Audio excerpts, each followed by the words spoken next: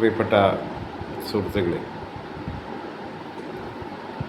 ബൈബിളിൽ romance 15:1 chapter verse പ്രകാരം ഇങ്ങനെ പറയുന്നുണ്ട്: we who are strong have an obligation to bear with the feelings of the weak and not to please ourselves എന്ന് ബൈബിളിൽ പറയുന്നു.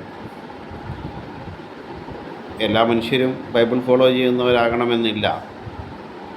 പക്ഷേ ഈ ഒരു ഉപദേശത്തിൻ്റെ ഒരു പ്രായോഗിക തലം പരിശോധിച്ചാൽ, അല്ലെങ്കിൽ ഒരു ബിലീവറായ ഒരു ക്രിസ്ത്യൻ ഇതിനെ പരിശോധിച്ചാൽ, ഇത്തരത്തിലുള്ള, അതായത് ആളുകൾ പരസ്പരം സഹായിക്കുന്ന ഏതെങ്കിലും തരത്തിലുള്ള മെൻ്റൽ സ്ട്രെസ്സിന് അടിമപ്പെടുന്ന ആളുകളെ കേൾക്കാൻ ചുറ്റുപാടും ആളുകൾ ഉണ്ടാകുന്ന ഒരു സാഹചര്യം ഉണ്ടായാൽ തന്നെ ആത്മഹത്യാ പ്രവണതകൾ കുറയുമെന്നാണ് എനിക്ക് തോന്നുന്നത്.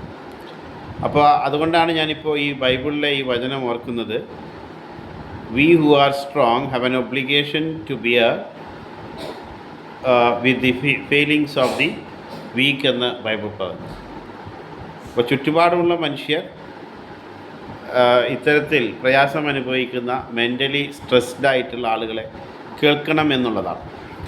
ഇതിപ്പോൾ പറയാൻ കാരണം, ബാംഗ്ലൂർ ബേസ്ഡ് ആയിട്ടുള്ള ഒരു റിയൽ എസ്റ്റേറ്റ് വ്യവസായി എന്നോ അല്ലെങ്കിൽ ഒരു വലിയ ബിസിനസ്സുകാരൻ എന്നൊക്കെ നമുക്ക് വിശേഷിപ്പിക്കാവുന്ന, വിദ്യാഭ്യാസപരമായും ഒത്തിരി മുന്നിട്ട് പോയിട്ടുള്ള, PhD നേടിയിട്ടുള്ള, ഫ്രാൻസിലും സ്വിറ്റ്സർലാൻഡിലും ഒക്കെ പഠിച്ചിട്ടുള്ള, നമ്മൾ അദ്ദേഹത്തിൻ്റെ പശ്ചാത്തലം പരിശോധിക്കുമ്പോൾ ഇന്നുണ്ടായതുപോലെയുള്ള ഒരു അനുഭവം ഒരിക്കലും ഉണ്ടാകുമെന്ന് നമ്മൾ പ്രതീക്ഷിക്കാത്ത അത്രയും ഉയർന്ന വിദ്യാഭ്യാസമുള്ള ഒരു സക്സസ്ഫുള്ളായ രീതിയിൽ ബിസിനസ് ചെയ്യുന്ന, റിയൽ എസ്റ്റേറ്റ് മേഖലയിലൊക്കെ പ്രവർത്തിക്കുന്ന, വലിയ നെറ്റ്വർക്കുള്ള, വലിയ രീതിയിലുള്ള അത്തരത്തിലുള്ള ഒരു വ്യക്തി, നമ്മുടെ പ്രിയപ്പെട്ട ഡോക്ടർ റോയ് CJ ഇന്ന് ആത്മഹത്യ ചെയ്തു എന്നുള്ളതാണ് റിപ്പോർട്ടുകൾ. അദ്ദേഹത്തെ ED 1 മണിക്കൂറോളം ചോദ്യം ചെയ്തു എന്ന് പറയുന്നു. അപ്പോൾ money laundering, foreign exchange violations പോലെയുള്ള പ്രശ്നങ്ങളുണ്ടാകുമ്പോൾ അതേക്കുറിച്ച് അന്വേഷിക്കുന്ന ഒരു ഏജൻസിയാണ് ED. പക്ഷെ പലപ്പോഴും EDയെ തങ്ങളുടെ രാഷ്ട്രീയ എതിരാളികളെ അടിച്ചമർത്താനും അല്ലെങ്കിൽ തങ്ങളുടെ പക്ഷത്തേക്ക് കൊണ്ടുവരാനുമൊക്കെ ആയിട്ട് ഉപയോഗിക്കപ്പെടുന്നുണ്ട് എന്നുള്ളത് ഇന്ത്യയിലെ പ്രധാന പ്രതിപക്ഷ കക്ഷികൾ ഉൾപ്പെടെ ആരോപിച്ചിട്ടുള്ള കാര്യമാണ്. അപ്പോൾ നമ്മൾ ഈ സന്ദർഭത്തിൽ ഡോക്ടർ റോയ് CJയെ ഓർക്കുന്നു.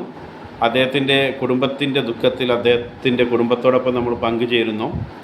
അദ്ദേഹം വളരെ പ്രധാനപ്പെട്ട ഒരു സക്സസ്ഫുൾ ബിസിനസ്മാൻ ആയിരുന്നു. കോൺഫിഡൻറ്റ് ഗ്രൂപ്പ് അദ്ദേഹം 2006 സ്ഥാപിച്ചു. അങ്ങനെ അദ്ദേഹത്തിൻ്റെ കമ്പനിയെ ഒരു കടമില്ലാത്ത ഒരു റിയൽ എസ്റ്റേറ്റ് കമ്പനിയാക്കി വളർത്തുകയും അത് 165ഓളം പ്രോജക്ട്സ് ഡെലിവർ ചെയ്തിരുന്നു.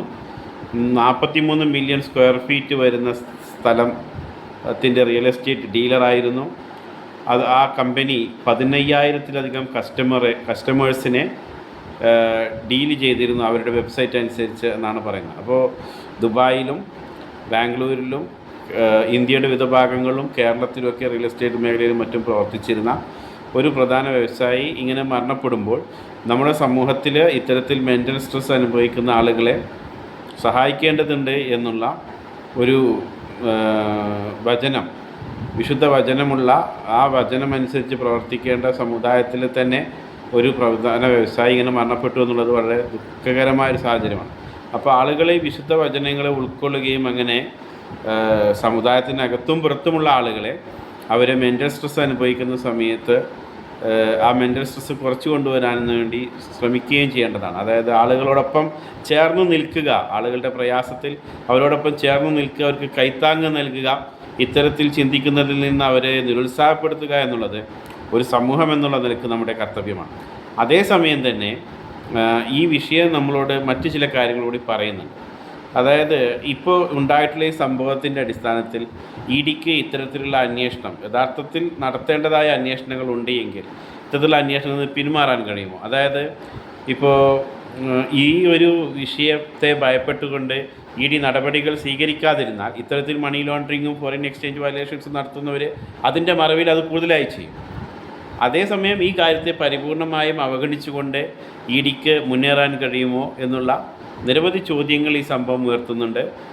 എന്തായിരുന്നാലും ഡോക്ടർ CJ റോയുടെ ആത്മാവിന് വേണ്ടി നമ്മൾ പ്രാർത്ഥിക്കുന്നു. ആ കുടുംബത്തിൻ്റെ ദുഃഖത്തിൽ നമ്മൾ പങ്കുചേരുന്നു. നന്ദി, നമസ്കാരം.